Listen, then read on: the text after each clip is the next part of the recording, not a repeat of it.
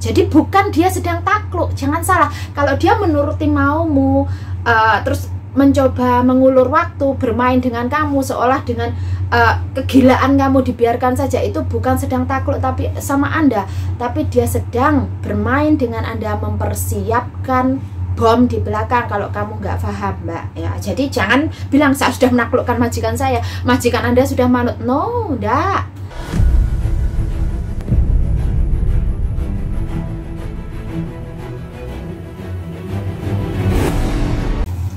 Nah, pagi ya, ada mana ya, Rek, ya, dingin lagi cuacanya. Nah, akhir-akhir ini kan memang banyak sekali majikan yang apa namanya, rada gila ya jane. Nah, arep diomong rada edan ya rada edan. Sebenarnya saya mau berbagi ya, video kemarin itu adalah sebentuk kata ungkapan dimana kalau kalian itu memiliki kemampuan, ya kan, dalam artian bukan sekarang aja, sebenarnya dari dulu. Jadi saya mau teman-teman menumbuhkan rasa percaya diri kalian, ya. Jadi bahwa kalian, kenapa saya selalu menyatakan keluar dari zona nyaman kalian. Nah, jangan pernah menyatakan, jangan haus untuk belajar. Itu yang memang seharusnya dimiliki ukuran dari diri sendiri.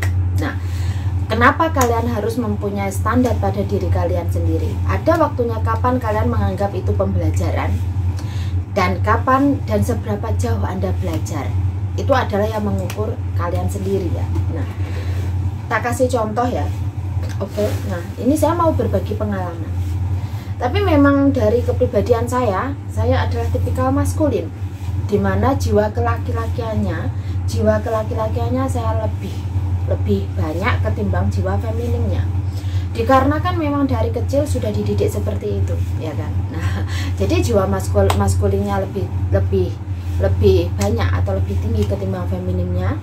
Jadi di situ, di saat saya membuat keputusan, saya tidak perlu namanya pikir panjang, tapi saya pasti sudah punya solusi sebelumnya, seperti itu. Jadi cara melangkahnya adalah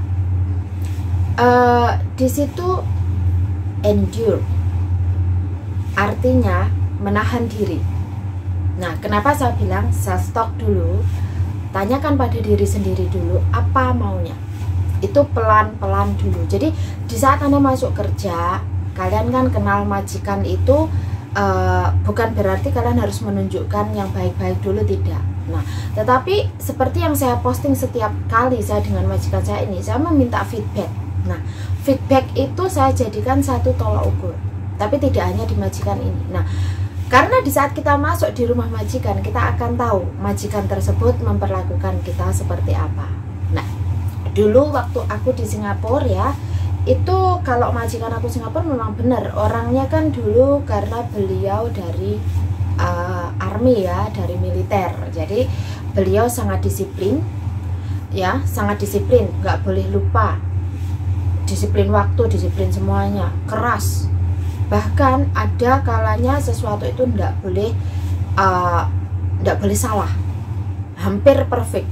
Itu majikan saya dulu di Singapura, hampir perfect, nyaris perfect itu dulu. Nah, itu saya karena saya posisi masih pembelajaran ya, jadi saya anggap itu adalah pondasi saya. Di rumah itu adalah pondasi saya. Jadi di situ saya belajar dulu bahasa. Nah, akhirnya saya sudah menguasai bahasa Inggris. Kan awalnya meskipun saya bisa, tapi kemampuan berbicara kurang karena jarang yang memang tidak dipakai di Indonesia, ya. Dipakainya tidak banyak waktu dan tidak punya partner. Akhirnya di situ karena majikan saya menginginkan saya dan dia selalu mengajak saya bicara, ya. Jadi waktu saya tidur itu hanya 4-5 jam. Itu bukan karena pekerjaannya terlalu banyak, bukan juga sebenarnya, tapi karena memang di sela-sela setiap habis makan dan setiap saya ngurusi anak-anak, saya sudah tidur, pekerjaan selesai itu nggak boleh tidur, disuruh duduk dulu, kita ngobrol itu 1 jam. Nah, kita ngobrol dari hati ke hati. Nah, tapi ini karena memang majikan saya menganggap saya sebagai laksana keluarga ya, dan beliau memang mendidik saya. Nah, disitulah akhirnya menjadi satu pondasi. Tetapi apakah berarti saya dengan majikan saya Singapura awalnya baik-baik saja? Tidak. Di awal beliau pun juga hampir sama kena pengaruh dari saudaranya, ya, karena pekerjaannya mudah dan lain sebagainya, dan dulu itu gaji kita nggak seperti sekarang, ya. Nah, itu saya kasih waktu 6 bulan. Jadi pada diri saya kasih waktu 6 bulan, saya ada deadline. Nah, dalam 6 bulan itu akhirnya saya ngomong ke majikan saya, kalau kamu nggak suka saya, atau kamu kira aku nggak cukup pinter, nggak sesuai dengan standar kamu, pulangkan saya. Itu saya. Nah, if you think that I am not capable enough, you could find someone else to replace me, or I take my leave, because we both no use to carry on. Relationship, partnership for the worker and the employers to be both way, is not only one way. Nah, di sini yang saya sampaikan ke beliau. Nah, yang mau saya sampaikan kepada teman-teman, kalian ada kalimat halus yang disampaikan tapi mandes, ya. Terus kalian juga harus memiliki bekal. Bekalnya apa? Ilmu pengetahuan, termasuk juga bahasa dan skill lainnya, ya. Dan kalian mau belajar seperti itu loh. Nah, contohnya kalau misal ya, kalian bahasa, nah ini bagi teman-teman yang baru, sebelum Anda ke Hong Kong, sebelum Anda ke luar negeri, perbanyak pengetahuan bahasa dan tata cara bekerja, attitude, etos kerjanya, ya. Ada waktunya kapan Anda bicara, ada waktunya kapan tidak. Kita kadang harus menahan diri kapan kita ngomong, tapi sekali ngomong langsung kena, cari celah. Nah, di sini kenapa saya menyarankan remnya harus cakram, ya kan. Nah, terus ini pengalaman lagi, waktu pertama ke Hong Kong, majikan saya yang 15 tahun lalu sampai hari ini masih kontak, ya. Beliau dulu sama memandang rendah saya karena saya dari Indonesia, saya dikira nggak bisa bahasa Inggris, tapi akhirnya setelah dia tahu bahasa Inggris saya, beliau diam, tapi tetap sama karena beliau merasa sosial statusnya lebih tinggi. Tapi saya tidak kaget karena apa? Sebelum saya sampai ke Hong Kong, majikan saya Singapura sudah bilang, kalau kamu bekerja di Hong Kong, kamu harus siap bahwa apa? Ada waktunya majikan Hong Kong itu meskipun tidak semua, 80% itu akan memandang sosial statusmu. Bahkan mereka menganggap kamu kotor. Kamu nggak boleh nanti menyentuh ininya, nyentuh itunya, akan dipisah dan lain sebagainya. Kayak orang Jepang yang tradisional itu seperti itu. Nah, akhirnya karena bekal itu saya sudah siap.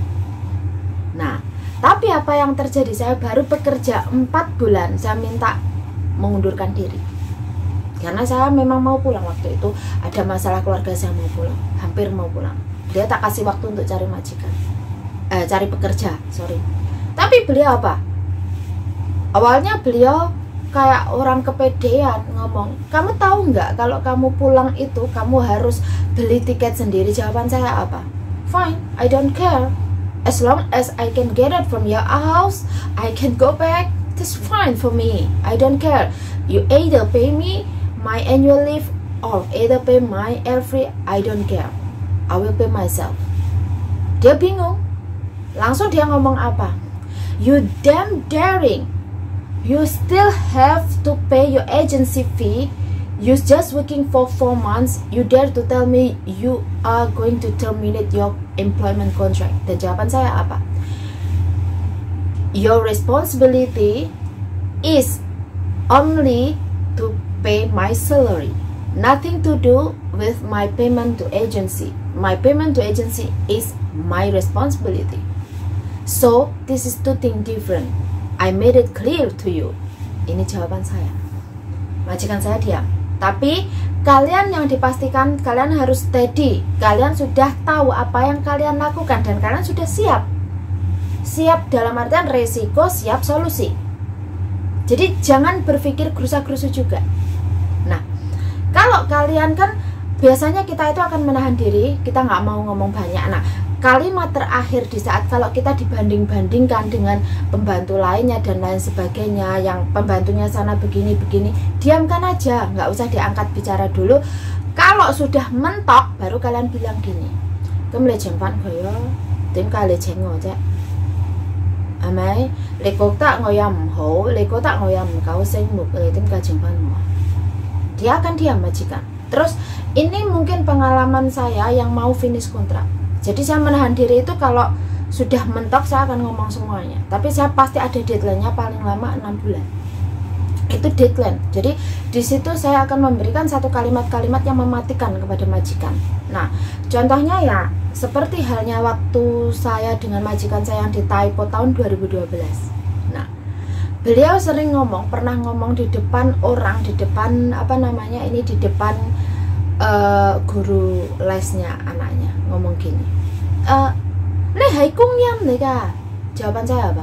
"Hai ya, nggak hai kung yan ah, kemudian mah, le mau kung yan wis ke lah, le thai ha, le之前嗰間我似咩啊？似垃圾缸嚟㗎，而家睇唔睇到你間我啊？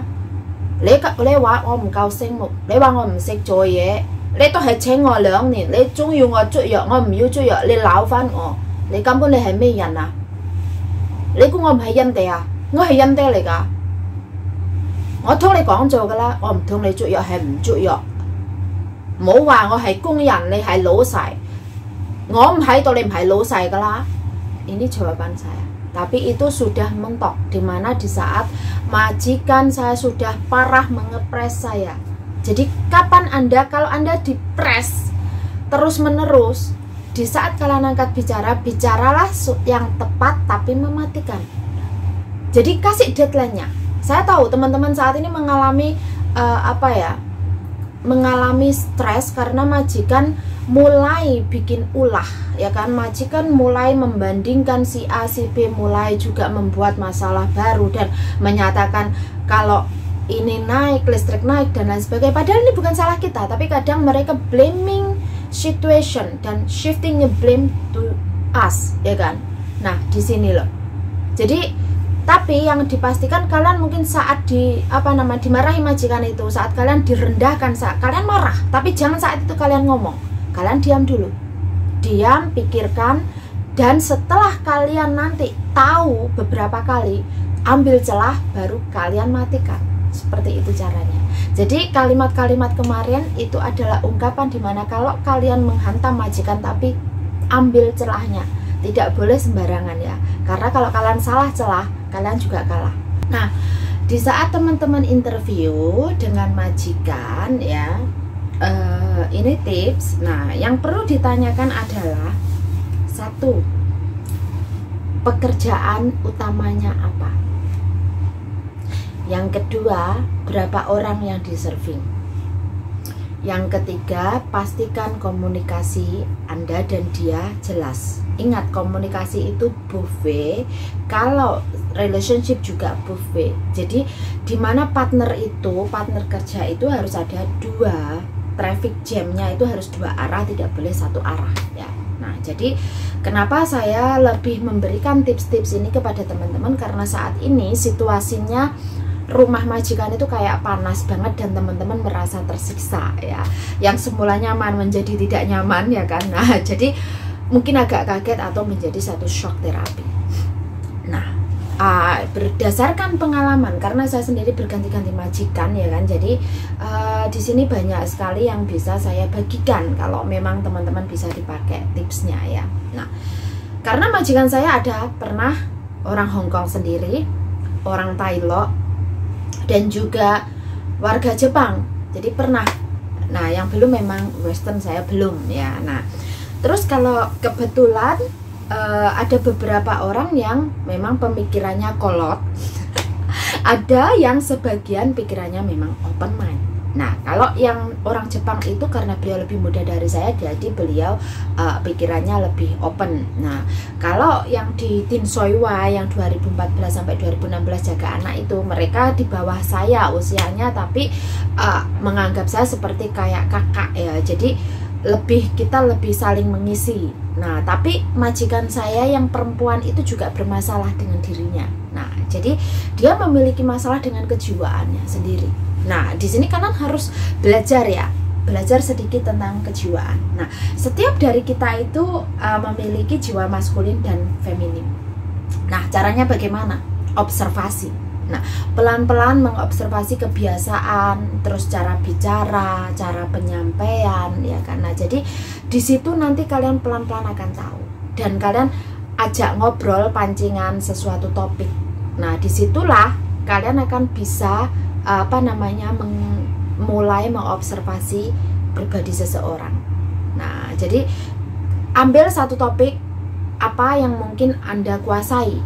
Nah, ajak dia bicara. Topiknya topik publik gitu aja. Itu kalau saya triknya ya. Jadi ada beberapa trik di sana. Nah, hingga akhirnya kalau enggak kita mengobservasi sebenarnya masalah di rumah ini apa sih. Nah, itu kan. Nah, jadi kan kita juga dig in informasi tentang majikan, latar belakangnya ya kan.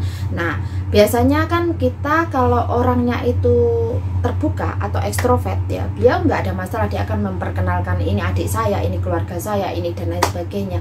Kalau memang mereka menganggap kamu bagian dari mereka, mereka akan mengenalkan meskipun status Anda hanya kumyan. Nah, ada juga yang mereka menutup diri, status mereka menutup seolah baik-baik saja, tapi sebenarnya tidak baik-baik saja. Itu juga ada. Ada juga kalau majikan Tailok, dia memang berduit. Justru karena dia berduit, kadang ngomongnya kan dia nggak ada aturan. Nah, ini dulu saya majikan tahun 2013 ke 2014. Ya, saya bekerja 8 bulan. Saya bekerja 2 orang. Waktu itu sebenarnya hanya saya, tapi pekerjaan saya itu jomplang. Karena majikan saya majikan saya 24 jam ada di rumah. Beliau tidak bisa menjaga anaknya, tapi anaknya karena sama saya terus, jadi sampai saya mau mandi, mau ke Jisoo aja nggak bisa. Nah, itu beliau ada sedikit cemburu sosial di sana. Nah, akhirnya selain cemburu sosial kan banyak hal yang saya nggak bisa mengerjakan karena anaknya waktu itu orangnya bagaimana? Nggak boleh anaknya ditaruh di lantai, katanya lantainya keras. Nggak boleh anaknya nangis. Bayangkan ya, aku diam dek ya. Itu saya tahan sampai kisaran hampir berapa bulan, 8 bulanan. Di awal-awal beliau bilang bahwa enggak nyolah. Nah, itu gaji saya waktu itu sudah 4.500. Aku juga bertanya, tim kai lepejin ngosejin ama, kenapa memberi gaji saya 4.500 tapi saya tetap mau dikontrak ditulis sesuai standar? Ada alasannya. Ada alasannya. Satu, kalau saya menterminate, saya juga akan sesuai standar. Yang kedua, saya tidak akan kena job hopping. Nah, ini adalah trik. Kamu boleh menggaji saya lebih, tetapi tidak ditulis di dalam kontrak. Itu saya. Kalau yang lainnya nggak apa-apa ya, terserah mau ditulis di dalam kontrak. Itu hak kalian. Nah, hingga di akhirnya, setelah beliau menyatakan mungkin memang diperlukan partner, akhirnya saya carikan partner. Disitulah masalah muncul. Beliau mulai membandingkan saya dengan partner saya, padahal Kong Meng Jo, Koko Yejo Yigeng, Wajo, I am only taking care of the baby full time. 但係咧根本都唔係咁樣噶，買餸煮餸都係我，有啲都係我哋都係一齊做，諗住係咁樣嘅。Tapi di mata majikan saya itu tidak begitu, ya. Majikan saya tidak begitu. Di mata majikan saya dia lebih gue haigan lekti, karena kan dia bersih-bersih, iya kan? Nah, katanya dia ngepel sekian kali. Bayangkan, pernah malam-malam teman saya itu jam 11 malam suruh ngelap tembok.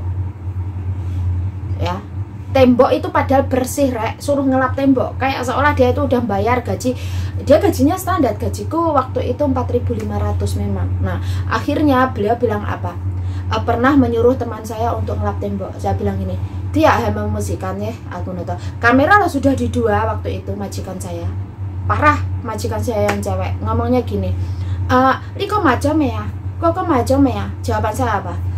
Ini oke ya, saya sih. Kamu kok cam可以做咩啊？你可以睇到㗎，你喺一邊都可以睇到我哋做乜嘢㗎？點解你咁問啊？Nah, itu jawaban saya. Terus berikutnya, sebenarnya kalau yang laki itu suka karena saya sayang sama anaknya gitu loh. Karena memang saya tulus sama anaknya. Kalau sama anak itu berbeda, karena bagi saya the kids is innocent, nothing to do with the parent. Nah, jadi di sini saya tidak pernah mencampur adukkan dengan anak dan majikan. Nah, jadi saya bisa memilah. Jadi yang saya harapkan teman-teman juga bisa memilah. Nah, di sini ya. Terus hingga akhirnya setelah hampir 8 bulan itu kalau nggak salah saya sudah memiliki apa namanya feeling. Jadi saya sudah tahu beliau mendudukkan saya dengan alasan apa. 我睇到你好似你懶啲喎，因為呢個價錢咁半多啦，你做嗰單差唔多7個月㗎啦，咁咪乜。Jawaban saya apa？ 好啊，冇問題啊，你睇我懶啊嘛，係咪？咁我抹窗朝頭早，我唔使夜，我唔使瞓覺成晚都可以啊，阿公嗰度。不過咧，你又知道呢個來，我冇話我做嘢，我要去廁所都去唔到。好，冇問題，你要我做咩啊？帶住個女，陪住你個女抹窗啊？冇問題啊，itu jawaban saya. Terus dianya kan sakit hati ya karena omongan saya. Dia ngomongnya apa? 你講嘢咧有時好怪啊，因為你搞我咯。itu jawaban saya. 冇所謂啊，你有錢你請得人，你俾得起㗎。不過咧，我同你講聲，你唔要玩我好似我咁樣噶。我咧照顧你個女做得到，廚飯買餸做清潔乜嘢都做得到，算係我唔係 perfect 嘅。可能我做清潔有啲費力少少，只不過咧，因為我照顧你個女，如果我真係冇皮皮冇聲，我又唔痛㗎喎。嗱，呢啲咧你要睇，你要諗下。咁我夜咗喺呢度照顧緊你個女，你又知你個女自身，只不過你咁講，好似你對我冇嘢做嘅喎。咁啊算啦，你中意啊，你中意點啊？不過我講俾你聽，我唔會辭職，itu jawaban saya. Hingga di akhirnya 1 bulan berikutnya saya diterminate langsung. Setelah pekerjaan selesai saya disuruh keluar dan I said okay, fine. Dan bahkan majikan saya laki-laki pun ngomong, ah, 你睇下我未試啲乜嘢啊喺呢度。Jawaban saya， 你寫住乜嘢我點知啊？你而家俾我係冇嘢，咁你 report 咗喺嗰個入境處，我點知啊？咁你個電話係邊多電話？你有2個電話，邊啲可以聯絡？如果有咩事嘅話，我可以打翻俾你。Itu jawaban saya. Dia bilang gini, 我未請人啊，你請人未請人都唔關我事，同我冇關。至於我哋又唔得，你話我哋唔急，我冇所謂啊，我走，你炒我係冇所謂啊。Itu jawaban saya. Dan hari itu juga saya pack. Meskipun benar saat itu mungkin ya hancur ya aslinya, tapi di luar saya akan menunjukkan sikap saya seperti ini. Ini adalah bentuk attitude untuk mempertahankan harga diri. Nah, disinilah saya bilang pride and dignity. Jadi inilah pride and dignity. Jadi hilangkan ketakutan kalian. Nah, di saat nanti kalian sudah selesai, kalian cari tempat untuk duduk. Di situ kalian bisa diam dan memikirkan langkah selanjutnya. Bukan kalian bertanya mengapa atau memflashback. Saya sudah tulis kenapa saya diterminate. No. Jadi seperti ini. Nah, ini pengalaman bagi kemarin yang mbaknya telepon saya. Dia merasa teraniaya, merasa ketulusannya dihianati majikannya karena dia bekerja 3,5 tahun, sudah hampir finish. Gara-gara apa? Gara-gara argumen yang salah ngomong, salah tempat ini tadi. Dan akhirnya kamu nggak siap. Nah, ini kenapa saya bilang harus menguasai situasi ya. Jadi teman-teman boleh menggunakan kalimat hokwa, tapi harus tahu kapan kamu menggunakannya. Dan kalian juga harus siap exit door dan emergency door. Dan hari itu juga karena kebetulan saya banyak teman di agen ya, jadi ya saya nggak takut. Begitu saya keluar, saya menghubungi, kebetulan saya tahu Mbak Sugi dari Helper In. Saya menghubungi beliau, Mbak, saya mau cari majikan. Nah, akhirnya saya di sana ketemu teman lama saya yang dari PT. Di situ kebetulan majikannya mencari pembantu jaga bayi. Nah, amngoke. Nah, itu baru pertama ngejar pembantu yang di Tim Soiwa itu. Itu pun 2 tahun. Gaji saya memang dicicil. Kita memang mimimomo. Kita memang sering tengkar antara aku sama majikan. Sering kita itu argumen, tapi barbar selesai. Nah ini majikan saya yang di Din Soi Wai sampai 2 tahun. Makan pun saya sendiri. Jadi saya makan itu kan cumpen, jadi saya makan sendiri juga. Dan saya nggak masalah itu. Tapi wifi saya 24 jam, telepon saya 24 jam, bahkan saya konselingan pun beliau mau masuk. Nah di sini ada beberapa yang nilai plus dan minusnya, jadi saya imbangkan seperti itu. Nah saya imbangkan nilai plus dan minusnya, jadi saya bisa bertahan sampai 2 tahun. Apakah saya memfinishkan sampai 2 tahun atau tidak, itu kita sendiri yang tahu. Jadi kalau teman-teman bertanya enaknya bagaimana, saya nggak akan pernah bilang enaknya bagaimana, karena cara langkah menghadapi situasi itu setiap orang berbeda. Setiap individu pun menguasai medan perangnya dengan cara yang berbeda pula. Nah, terus lagi di sini, setelah saya bekerja di majikan Din Soi Wai 2 tahun menjaga anak ya. Di situ anaknya memang tidurnya sama saya, bahkan saya nggak punya kamar. Nah, bayangkan seorang kontreng ya, tahu tentang isi kontrak kerja ngelontok, tahu peraturan, bener-bener tahu ya kan. Bahkan saya bisa melawan majikan saya dengan frontal ataupun melawan majikan saya dengan aturan. Saya tidak melakukannya. Saya bertahan demi apa? Pertama, saya imbangi dengan wifi 24 jam, dan waktu tahun 2016 sampai 2018 itu adalah 2014 sampai 2016 itu banyak sekali kasus yang notabene kasusnya adalah kasus SIM-Kim. Dan waktu itu saya masih di IMU. Telepon itu tidak bisa dihentikan. Teleponnya lewat nomor dan lain sebagainya, sampai pulsa itu jebol. Itu disitulah kapanpun saya menerima telepon teman-teman konselingan. Bahkan waktu semua waktu itu diserahkan ke saya, kan majikan saya tahu ya, karena saya nggak perlu bikin sarapan dan nggak ada setrikaan. Majikan saya kerjanya nggak perlu pakai seragam.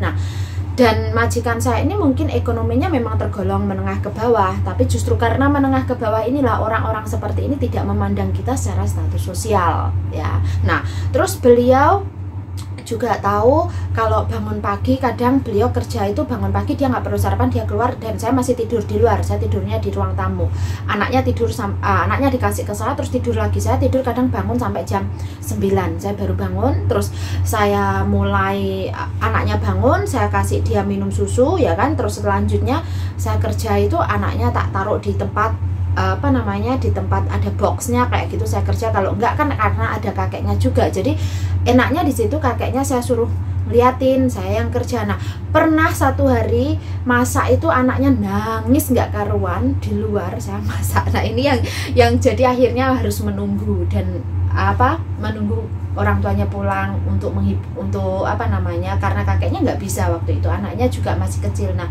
dan pernah juga waktu itu saya tulis di Facebook lama saya, kita cuman berdua sama anakku, sampai kekunci pintunya gara-gara dia tarik. Nah, dia waktu itu sudah mau 2 tahun. Nah, dia memang belum bisa bicara, tapi dia tahu, dia bisa merasakan kasih sayang saya, didikan saya. Jadi saya menjaga anak ini murni, anak ini akan saya didik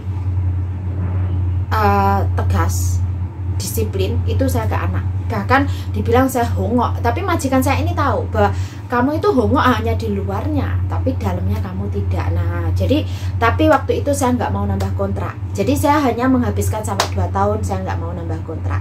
Terus akhirnya saya pindah di majikan Taipo yang 4 tahun, yang di tempatnya yang di agak jauh itu ya kan. Nah, yang di situ semuanya orang dewasa.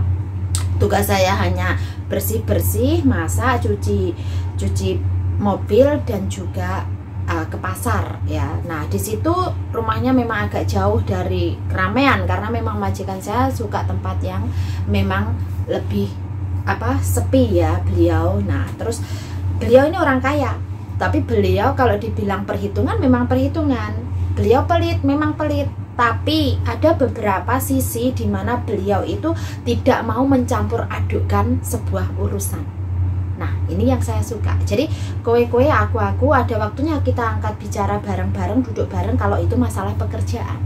Jadi beliau nggak pernah ngurusi pembantu itu seperti ini, terus nanti ada berita seperti ini, beliau nggak mau. karena beliau sadar bahwa hubungan kita hanya sebatas pekerjaan. Meskipun kita sesama manusia, dia juga akan bertanya, gimana ibumu, keluargamu ada enggak, kamu keinginan menikah lagi kan, kamu juga itu ada. Kita karena sesama wanita ya, karena kebetulan ada nyonya. Nah, dan inilah majikan saya yang sekarang setelah dari Taipo.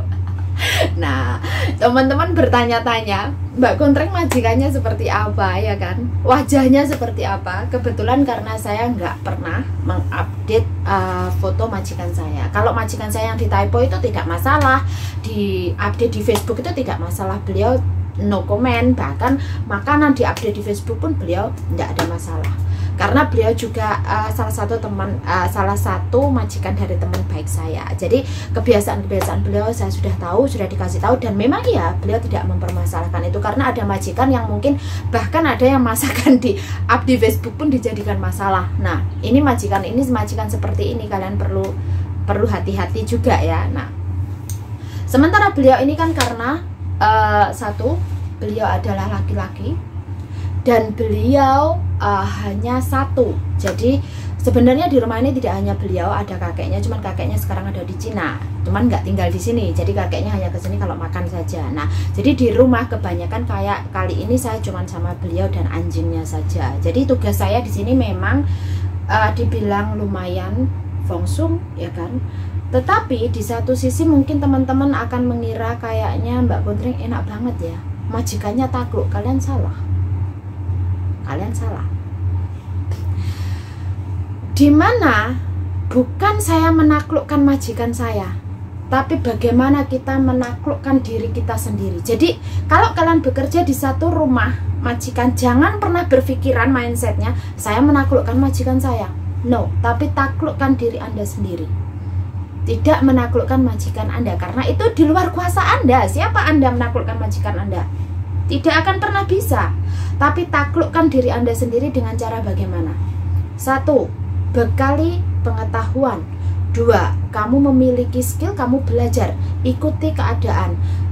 Tingkatkan attitude Anda. Jadi Anda itu nanti mempunyai itu tadi, harga diri, mempunyai harga di sana. Kalaupun Anda dibuang, kalian masih ada yang mau mungut. Gitu loh, Rek.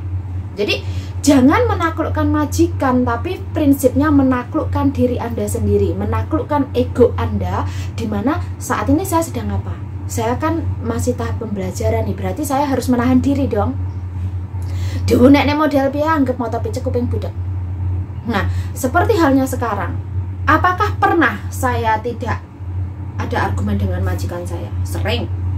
Dan bahkan kalau argumen itu ada satu topik yang mungkin disampaikan, dan itu mungkin kalau argumen saya selalu menang sebenarnya, tapi karena beliau adalah laki-laki, kembali lagi jiwa laki-lakinya tertantang, dan beliau karena juga merasa dirinya bos ya, dia kan super bossy ya, dari teman-teman udah tahu super bossy. Nah, karena dia laki-laki, dia juga jiwanya kelaki-lakiannya, otomatis nggak mau dong dikalahkan sama perempuan. Nah, itu dia berontak, dia nggak terima, itu ada. Nah, jadi kalau seperti itu di awal-awal, karena saya sendiri di awal-awal juga belum menguasai diri saya, karena saya masih di level dimana saya nggak mau dikalahkan juga.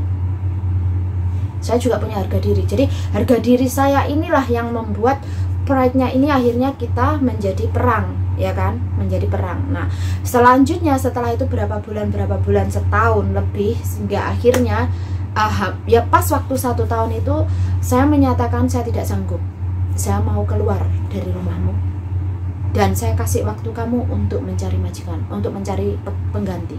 Setelah ada pengganti, kita sama-sama dengan mutual agreement, kita tidak melanjutkan sampai habis kontrak. Dan beliau bilang apa? Awalnya beliau pun juga apa ya, beliau tenang awalnya, seolah menyatakan ekspresi yang dimana nggak ngaruh, ya kan, nggak ngaruh. Tapi beliau cara menjawabnya adalah begini. Alasannya apa? Kasih saya alasan yang tepat. Kalau kamu nggak kasih alasan yang tepat, kamu nggak bisa keluar dari rumah ini. Dan itu yang sulit untuk membuat alasan pastinya.